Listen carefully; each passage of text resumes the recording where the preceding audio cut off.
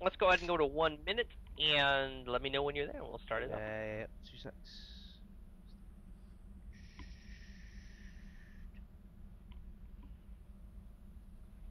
Times 2, yeah. Yeah, let's do times 2. If we need to rewind it, we'll do that. But let's just I'll go ahead and do it times 2. Should we watch it from my angle? Because I think in this game, I don't scout and I don't know enough, if you know what I mean. Yeah. Let's do that. Okay. And then after that, maybe we can run through it so you can Yeah, kind of yeah. see what. Okay. All right. Well, times 2. It's 3, 2, 1. Play. And this map has been traditionally a good Terran map, so Is it's it? kind of yeah. It's just because of the way the bases are. So like, if they do like a 2 medevac timing, they can poke your front and then quickly doom drop your main, things like that. It's very accessible for Terran. It's been very hard for Protoss to deal with. That's why usually I open up Blink on this map, Oh, whether sorry. it's the one. Oh, go ahead. I was gonna say I just realised it was a random this game. Oh, okay. So I Okay, I didn't was know it was Terran. That's why I built a pylon down there because I was like, it might be Zerg, so I need to potentially wall off. Which brings me to my next question: what do you do against random? Oh yeah. Against random, I usually, if it's like one of these 4-player maps, I'm generally gonna open up Forge in my base. That's gonna be good against every race except for Protoss.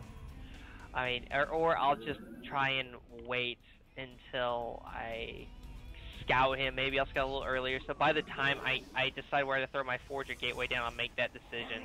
Because Forge will be nice against Zerg, because obviously you can just do your wall a little bit later, but you can still do your Forge fast expand. And then against Terran, a cannon expand actually isn't too bad against Terran. This against Protoss is kind of rubbish.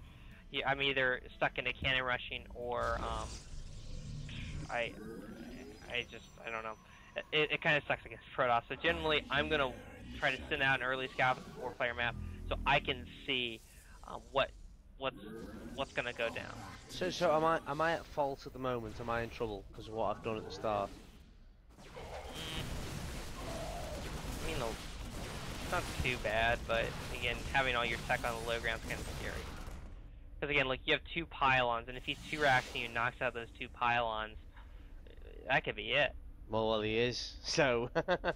Yeah, because you're just gonna lose all that supply, and then you might Well, I lose can't that reach. scout at the moment. How do I scout from here? Well, you saw Marauder, so you know it's 2 racks. Do I?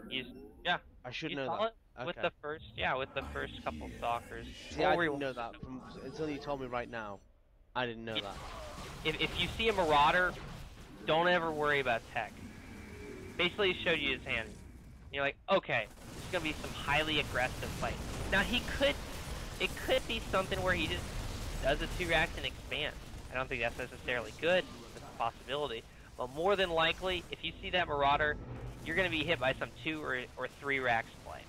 I say 3 racks because you might get hit with a lot of that kind of rubbish builds at this level, where it's very all-in-y. But again, you prepare for it. It's just like a harder 2 racks that hits, but again, it's more all-in. So if it fails, you're more ahead. But yeah, the moment you see that Marauder, so let's say you're scouting that Zealot Stalker, you see Marauder, you're like, okay, boom, I know what's happening. I can delay my Robo if I choose, or I can get that Robo out and skimp on my Observer and go Mortal. So, remember when I first pushed out across the map? Yeah, I think it was 2 Stalkers and 1 Zealot. Yeah, I'm gonna go back to see. But yeah, against random, I would build in your base. And if Really? you can scout them, yeah. If you can, even with the Forge, like, if you can scout them before you need to throw down the game, which most maps you're gonna be able to. Most maps are 2-player maps or 3-player maps. But maybe on those 4-player maps, you might have to send 2 scouts that are 1 out really early. I would try to confirm it before you decide whether you go Gateway or... Because I don't like Gateway openings against Zerg. I think they're really bad. So, Really? yeah. They don't... I mean, the only thing they really do is take advantage of the metagame. Because the Zerg See, doesn't do you know know what to do. why? Do you know why I did what I did? I'll tell you why. Because I'm conscious of it being Zerg. So, Yeah. and I'm under the impression, tell me if I'm wrong, that if you don't fast expand and don't protect your natural against Zerg, you're knackered. Um... Yeah, So but that's why I'm thinking I've got to get that pylon. That first pylon has got to be in a position where I can wall off on my natural. yeah, yeah, that's true. But at the same time, you wouldn't be able to defend your wall because like, what's your plan? Let's say he's Zerg. What do you do now? Well, Like, I'd do just you do go I'd you do go my Nexus? normal Zerg build. I'd get my Nexus at 17, my Forge at 17, my Gateway at 17. Okay, yeah. So again, it's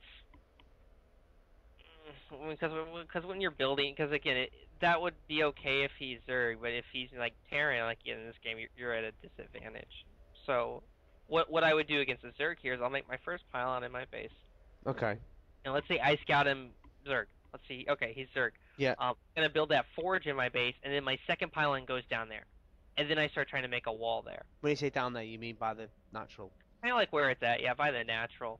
Okay. Um, so I would build my after getting my forge up there, my second pylon down there, and maybe possibly my gateway, and then my cannon there. And again, it's not I'm not gonna get my wall up super fast, but again, I don't really need a wall up super fast. I just need that cannon in a good spot so the four lanes don't end me, and then I can get the wall up with my cyber core, additional gateway pylon, etc. But I'm gonna make the first pylon in my base with the forge, and again, that has another added benefit. If he seven pulls me, I'm in good position, which a lot of random players might do that.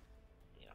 So if he's six pooled, yeah, hmm with a Forge in your base, with a first pylon in your base, would they be at your ramp or would they just be near your Nexus? Um, if I always try to build the forge near my nexus. But what happens if he's six pooled, yeah? Um, well, he's gonna try to kill you. It's, but you're in a good position where you're gonna be able to get that cannon up. So what you want to do Where'd you put your first cannon? in your mineral line. Okay. So try to get in a good spot where it covers everything. So generally, if you scout a seven pool, that's kind of the response if you can't wall off. And most maps you can't wall off in time. So you're basically gonna sack that forge that's out there. If the forge is out there, like where your gate would be, you build a pile on your mineral line and quickly make a cannon. And you might have to buy a little time, but generally by the time the lanes get to your base, your cannon will be 50% done. And again, sometimes they'll just tack your pile on your forge, and that's fine. And your cannon finishes up. The important thing against the seven pool is try to delay the fighting with the probes at all possible. You want to try not to lose a lot of probes. It's a weird one for me. I think I'm maybe so scared of Zerg because of, I'm so probably reliant on the one build I know against Zerg, which is the Sentry Immortal All In. That if my build gets broken, I feel very vulnerable. Mm-hmm. And because when I play random, I think it might be Zerg. If I don't play it exactly as I would play it against normally a Zerg player, I'm fucked. Do you know what I mean? Yeah. And that's the one thing about that build. Like, it's a strong build, but it's not going to really teach you about the matchup. I lost on it before actually, against somehow I don't even know how he did it. I think he took 3 bases really really quickly, and he had Mutalisks, loads of them, and it just annihilated my army. But I didn't scout the 3rd base. Yeah, that's the thing, because with that Immortal Sentry all in, like at the super high levels, you're moving out with 3 Immortals and, like 6 or 7 Sentries or whatever at the 850 mark. So you're trying to hit before he gets like Mutatech or Infestor Tech. So that's the thing with the build as well. If you're not hitting those timings, you might just lose to like some kind of muta play. And now, especially in Heart of the Swarm, the mutas are a lot better. So Immortal Sentry, Get rid of it. It makes sense. It was too strong, wasn't it? yeah, and you'll still see it from time to time, especially now that we have a mothership core with time warp. That's kind of insane. So it kind of makes the build stronger, but at the same time, I think Zerg has more options they can do. And Protoss, it can still do the build, obviously, but it won't be as strong. But it will still, I think, still have a place, at least a little bit, for now. But for this game, I'm back. I don't know if you're still in the replay. Yeah, I'm still here. Yeah. Okay, so let's go to the 250 mark. 250. Hang on a sec. 2 minutes. Spin it on a minute. This is typical. This is my biggest problem, is losing like this against Terran. Happens Hmm. all the time. Because as you can see, I've gone for a kind of fast expand-ish build, but it's random as well, so this is a bit of a weird one. Yeah. I hate it when I see that word random. Literally, I just... Yeah. Is it an advantage playing as random? Yeah, it is. Is I it? mean, If it's a you're good small. enough to play as random on ladder, then it's an advantage if you can play with It the is. trait. Yeah, yeah. It is, but at the same time, it's very hard to play as an effective random player because a lot of these players not really good at one of the races, or they just since they've been focusing on all three races, they just have a bunch of average races. So if you can Yeah, get them past, that's why random players are generally cheesy because they try to use the advantage they get early for you not knowing and just doing some sort of cheesy build, cheesy what about all-in like build. pro players though? What about like the top pro guys? I mean, they must practice with every race, surely. You'd be surprised. Excuse me. You'd be surprised. Some do, but some don't. A lot of them don't. I mean, Really? they might play off race, but not like seriously. I think it's very beneficial for pros to be playing with off races. That's why I'm very good with all my off races, and I'm knowledgeable about all the matchups. But a lot of pro players just focus on their own race. Um, Yeah, well, maybe the, makes the sense. super higher level, maybe the top level Koreans, maybe be very adept with all the other races. But for the most part, even a lot of those guys, they're just kind of just know their race. Yeah, So, but surely you get an understanding of the timings by oh yeah, playing with no, the races, absolutely. yeah. And that's also something maybe thing I'd encourage too. If you ever maybe you're going on tilt or something, you have another account, just maybe hop on that and like mess around with the other races or something. You'd Yeah. be surprised at these little like timings and subtleties you'll pick up. And also, you might get ideas from like what like maybe you're playing Zerg or something, and this Protoss does something like really annoying to you, or like a really good timing attack. And you're like, oh wow, that was kind of cool. Let me see what that was, and you might can get ideas from your opponents doing things to you. So, um, Do you think I should then play with each race? yeah, I wouldn't make it a main focus, but I would maybe a day a week or something. Play around with the other races, just play with them. No, so you don't mean like to the extent where you learn build orders and you learn... No. You're not that. There's no. It'd be. I wouldn't want because that's unless you had like a lot of time. But even then, I would want you to kind of still master your own race, and then you can maybe start playing around, maybe learning some build orders. But I would maybe get a build or two, just Mm. kind of maybe Team Liquid, or just play with the other race and just see how it feels. But I wouldn't be allocating a lot of time to it. Maybe like Mm. 10 to 15 It's percent of your. interesting that. I mean, I would have thought the best players in the world would be like as equally as good with each race. Yeah, they're not. I mean, some players have nice off races, and you'll see a lot of the Korean players when they're warming up for tournaments, they are playing off race. So, Really? you know, yeah, oh yeah, yeah, yeah, yeah, because they just want to get warm and hide their builds. So, maybe at the super high level, those guys are very good with their off races, but a lot of the players, at least I can't, for the foreigner level, they're not, they don't really know know the other races too well, or at least like playing with the other races. They still might be really good solely on mechanics, but they might not understand like builds and stuff from the other races' perspective to I guess a intimate detail. Like they Mm. might know like, oh, okay, yeah, this is 3 racks, but they might not know like the precise timings.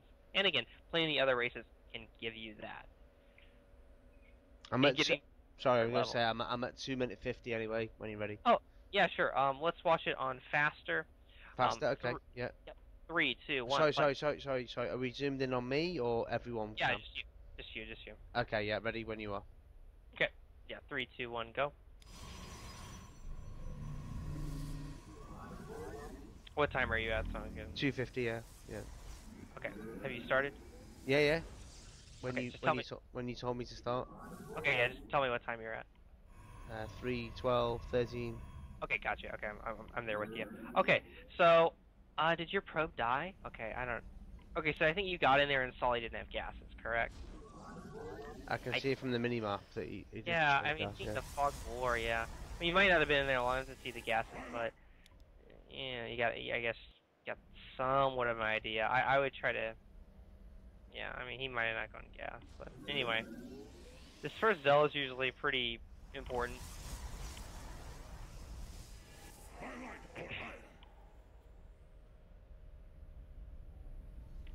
You must construct additional pylons.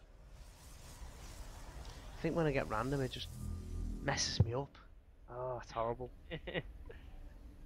Yeah, it's I kind mean, of a tough. I took this second gas here. I'm not even sure I wanted to be honest. I think I just spent my minerals just because I had them. Mhm. They were getting out of control, you know. Now here, this is when I'd be walking to his base with the first Zealot Stalker. Like, I, I'd already have the Zealot halfway across the map because the Stalker's faster than the Zealot. With this first two units right here, this is where you're going to get a lot of your scouting info from. Kind of what they see.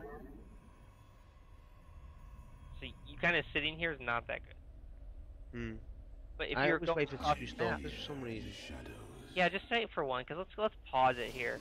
Let's see what he's Yeah, got. paused it. Yeah, yeah.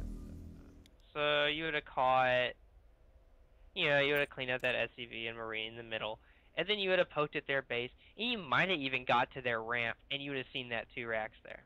If you went for that Zealot Stalker, all he has right now, because I mean, look, your Stalker's almost done, but let's say you went with your first Zealot Stalker, he has like what 3 Marines right now. Mm. You would have seen everything, because he can't fight a Zealot Stalker with 3 Marines, no way. So it's important you would push in, because then if you push into that Zealot Stalker, you go, okay, good, no Expo, gotcha. And then you're seeing these Marines, and again, if you see a Mariah, you're like, okay, I know what he's doing. And again, also if you see the two racks, some Terran players will build their shit right next to the ramp, and you're gonna see everything, with that early poke. So it's very important you're active with those early units. You're not just sitting there. Because I mean, think of them as resources. They're essentially resources your army, so you might as well use them. Otherwise, they're just kind of sitting there doing nothing. I think it's a fear thing. It's like if I send them away from my base, what have I got to protect my base? Sure. Now I could see that. So if you're scared of that, um, you get Chrono out second Stalker. Because I guess a fear could be if he runs a Reaper in your base. But in that case, you can pull your probes or just Chrono out the second Stalker. But at the same time, just think of the fear as like you think you're scared now. What about in 2 minutes when you don't know what's going on? He has a lot more stuff. Because right now he's somewhat harmless. He's just gonna have bio. He could be Marine all in. But then again, if you're scouting through Zealot Stalker and you see Marine all in, that could be what saves you. Yeah, yeah. Because I lost my probe scout, didn't I? Somehow I can't remember how I lost it, but I did lose my probe scout. Yeah, it was at the tower. I think he popped in, and it was at the tower, and that Marine cleaned it up. Yeah, yeah, yeah. It was I was late with my probe scout, wasn't I? That was a question I was going to ask you. When do you scout with Kentown? Is it after Pylon or is it after Gateway? It's honestly, I either scout after Pylon or not at all. So I usually choose a scout not at all. I usually wait for my Zealot Stalker. But Really? yeah, So you're not bothered about the gas timings? well, yeah, 'cause like sometimes I can't get in there. I don't know. I feel 'cause I would say if you want to scout after Pylon because then you can get in there before it closes the wall. So because if you scout after Gateway, half the time the wall's going to be closed. So I I will play a little bit more in the dark for a little more economy. Because again, I feel at least at my level, a Terran is not going to let me see their gas. So I'm just going to take the economy route and then wait to scout my first Zealot Stalker. But again, it's not bad if you scout after Pylon. I'm fine with that too, because if you can get in there and see if he's taking a gas or not, that's good information as well. I just like the more economy, and I feel pretty comfortable. So I'm usually not going to get any really good info until I get my Zealot Stalker out there. So that's one of two ways I would do it against Terran. Either scout after Pylon or not at all, and just wait for the Zealot Stalker to scout. Okay. Well, I paused anyway, so. Okay, so let's 3, 2, 3, 2, 1, play.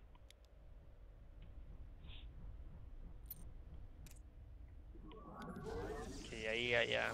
I mean, this is good. I mean, you are moving out now, but at the same time, he could have now a scary amount of units at that watchtower. And if he has like a couple marauders, or a marauder, he could quickly kill a stalker. But good. Bad micro. There's bad micro, but he's got concussion shells already.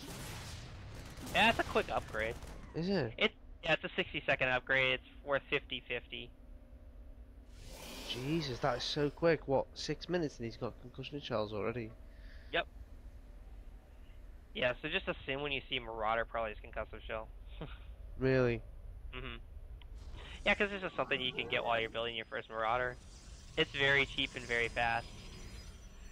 Back in the beta days, it used to come stock with the Marauder, but they finally figured out that was pretty... Yeah, it's pretty dumb. So you got this guy proxying barracks and one Marauder would come... Yeah, it's pretty silly. So they finally made it an upgrade. See, I've already lost the game right now, haven't I? Like, I just don't have enough. Yeah. Yeah, the timings are all, like, weird. Now, if you look at what he's got already now, compared to what I've got, there's just no way I can defend it with one gate. I'm trying to get gateways out, but... And then you were using Chrono Boost on your probes, which generally is good, but you saw these... Or now you know, like, okay, he's going 2 racks, so that's like an aggressive build. So I would focus more on getting my warp gate out. You know, maybe if you saw him going 1 rack to expo, then you could spin that Chrono Boost on those probes like you were, and let the warp gate finish naturally.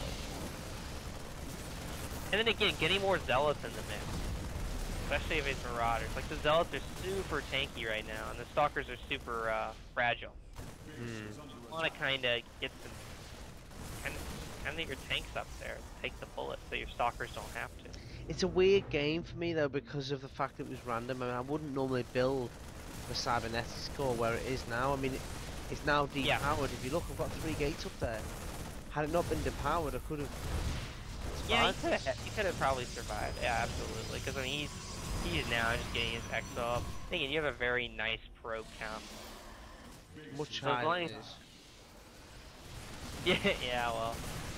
Yeah, like, again, and you don't have to make a move like this, especially if your warp gates. Well, I mean, I guess you did because your warp gate got depowered, but yeah, I mean, you probably would have held.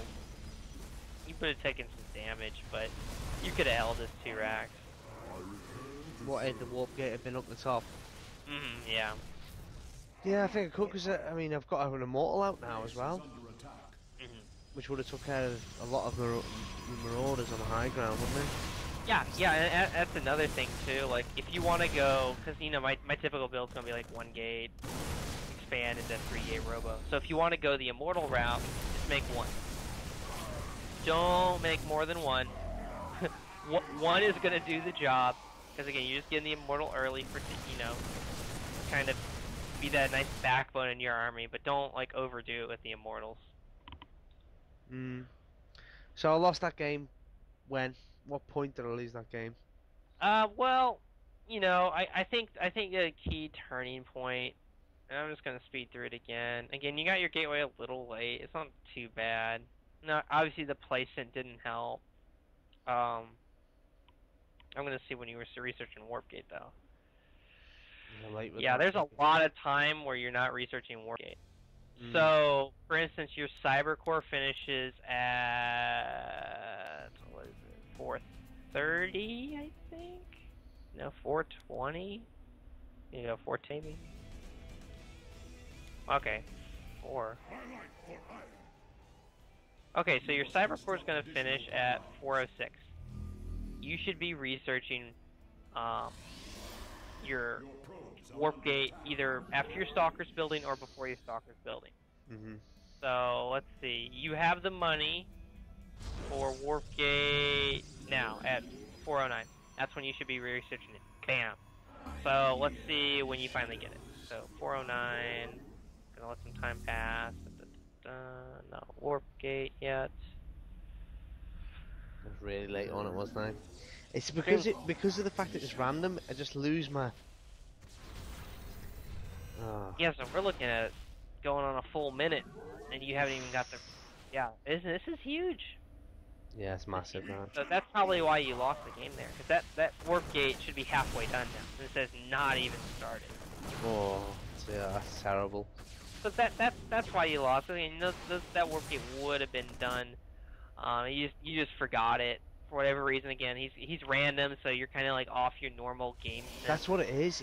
Yeah, you kind of, for me anyway, when I see random, it's, oh, I don't know. I don't always lose to random. A lot of the time I win because, as you said before, that sometimes they're really, really bad. Yeah. But then sometimes like this, like they'll hit me with something like really aggressive, like this really aggressive early play. Yeah. And the fact I didn't know they were Terran, I mean, I'd never built my cybernetics core down there if I knew it was Terran. For like siege tanks and God knows what else, and drops and everything else they can do. But maybe I'm kind of overcompensating for the fact it might be Zerg, and I'm thinking I have to wall off my natural. Yeah, don't be so scared of early Zerg. Now, I know it feels awkward. It's kind of like going Nexus first against Zerg. Like, you always feel like, I need to get this cannon.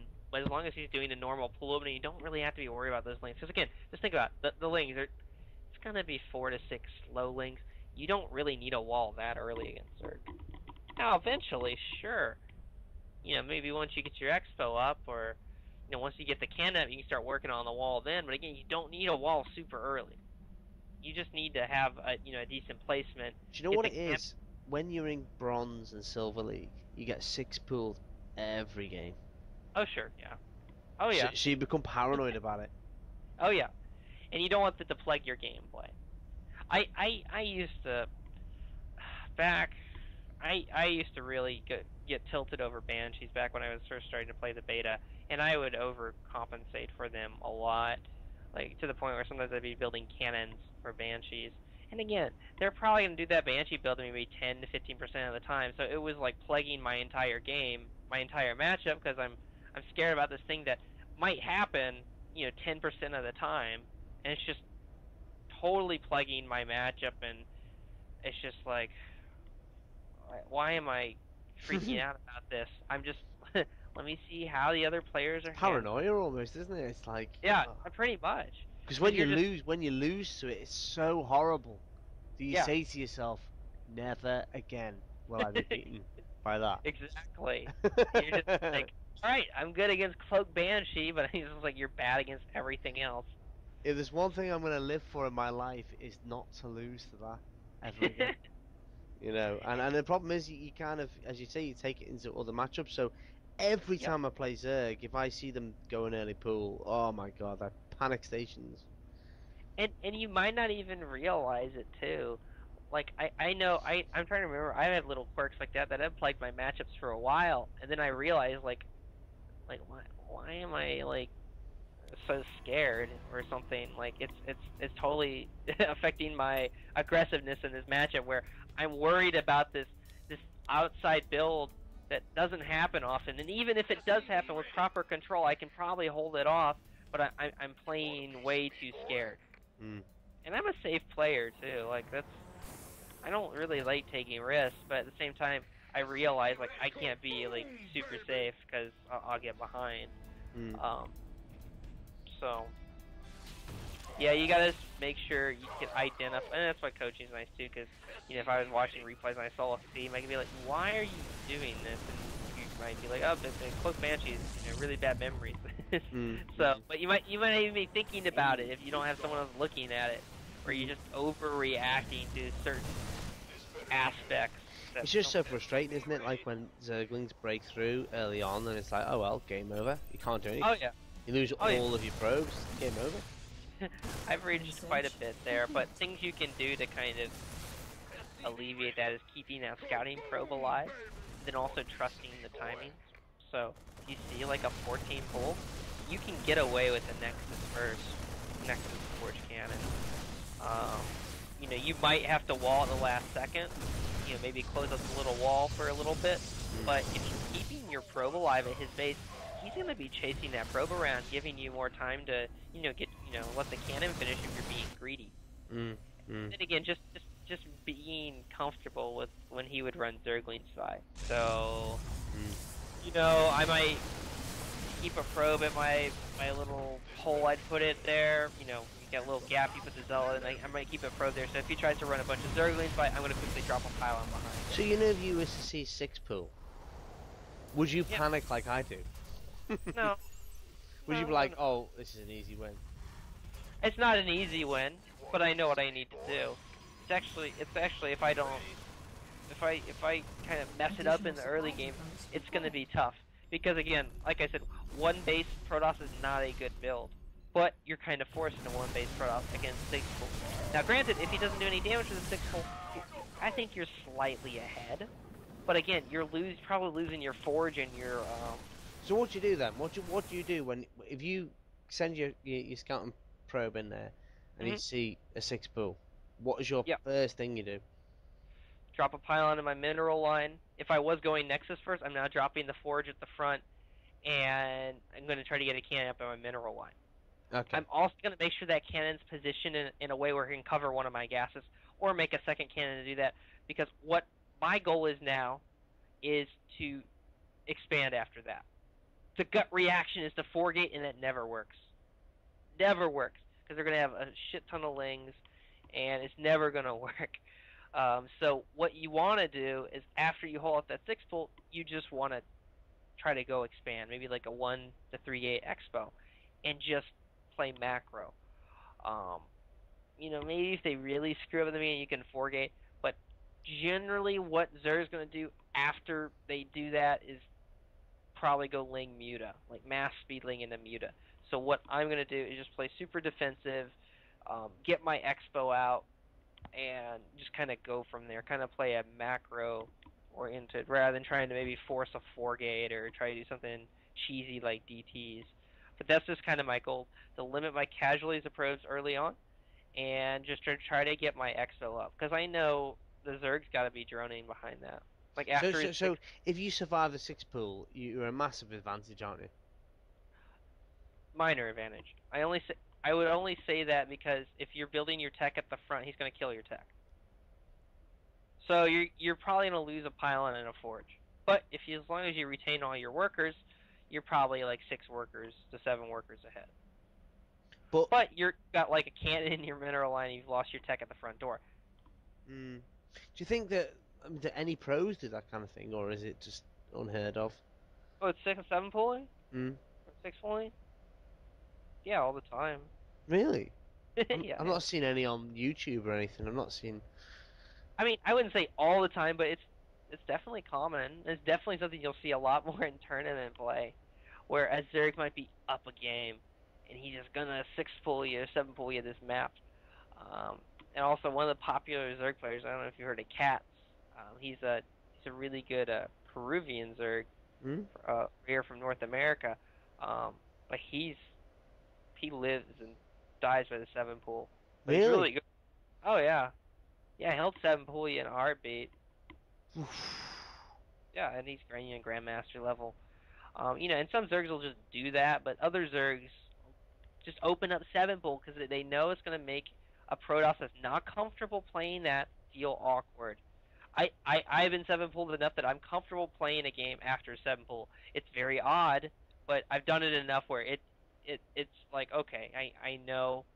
Like when you're expanding against after a 7 pull, you have maybe a couple sentries, a Zealot, and a Stalker. It feels very naked, and again, you want to try to get that wall up very quickly, but you also know like the Zerg probably doesn't have a lot either, and he's droning up himself. So, but again, it's all about being in those situations and knowing like how you need to react. It's gonna feel weird, but that's why the more you play and the more you get in those situations. So is it a cheese then, technically? I mean, if you talk to Cats, he would say no, but I think it's a cheesy play, yes, because it's just something you're. It's not like how Protoss sometimes cannon rushes Zerg if they had. That's all in. That's a complete all in, isn't it? Because you building buildings everywhere. Yeah, but again, you're kind of responding though. Like, I'm not gonna cannon rush Zerg unless he's hatching. Again, some Zergs would say, oh, that's cheese, but then I would say, well, you're cheesing me economically by dropping a hatchery before you pull. Yeah. I'm going to punish you for that. That's a response. Whereas 7 pull, they're just fucking doing it because they feel like, I'm 7 pull, So, eh, I'm a little. It's cheesy, but I mean, I guess if you're really good at it and know what you're doing, it can be somewhat viable. Yeah. Because a good 7 pool or 6 pool is to make 6 lings and then a drone afterwards. You don't just want to keep making lings. Whenever you got guys who 7 pool you and they're still making lings, they're doing it wrong. Mhm. Mhm. Because they're not going to be able to outproduce you. Mhm. So Cool. yeah, I'd say it's cheesy, Fair but dues. we'd probably talk to you, say it's not. Mm. So I don't know. It's in the middle. It's some gray area. Cool.